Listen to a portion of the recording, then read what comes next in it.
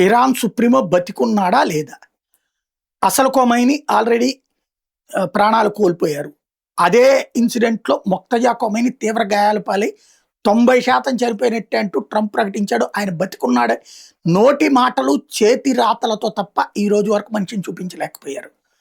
అప్పటికి ఆ అంత్యక్రియల్లో ఎవరో ఫేస్ చూపించి ఇతనే మొక్తజా కొమైనీ అని చెప్పే ప్రయత్నం చేశారు గానీ అంత సీన్ లేదు. అప్పుడే కోమాలోకి వెళ్ళిపోయాడు. శరీరంలో 3 వంతుల పార్ట్‌లు 2 కాళ్ళు పనిచేయట్లేదు, 2 చెవులు పనిచేయట్లేదు, తలకాయ కూడా పనిచేయట్లేదు.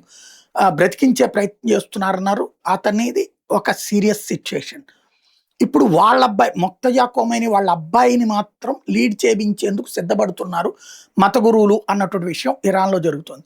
తాజాగా పెజెష్కియాన్ ఇరాన్ అధ్యక్షుడే మొక్తజా కొమైనీ ఆదేశాలంటూ ఏదైతే కొమైనీ తరపున ఉన్నటువంటి టీం ఇస్తున్న ఆదేశాలది నేను మిమ్మల్ని నమ్మలేను, కావాలంటే నేను రాజీనామా చేసేస్తాను, ఇక్కడ జనాలేమో సంక్షోభంలో ఉన్నారు, ఓ పక్కన శాంతి చర్చలు మేం జరుపుతుంటే ఐఆర్జీసీనేమో దాడులు చేస్తుంది, మా మాట వింటలేదు, మొక్తజా కొమైనీ గారు చెప్పారని దాడులు చేస్తున్నామంటున్నారు, కాబట్టి ఆయనతో కూర్చోవాలంటే ఆయన్ని ఒక చోటకి పిలిపించారు.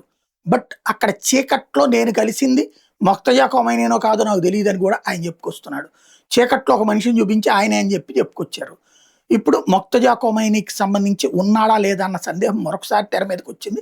ఈ దఫా మొక్తజా కొమైనీ ఈయన పెజెష్కియాన్ రాజీనామా చేస్తానంటే రాజీనామా ఆమోదించేశాడు మొక్తజా కొమైనీ అని చెప్పడానికి కూడా సిద్ధంగా ఉంది. ఒక టీం తెర వెనకాల కథ నడిపిస్తోంది.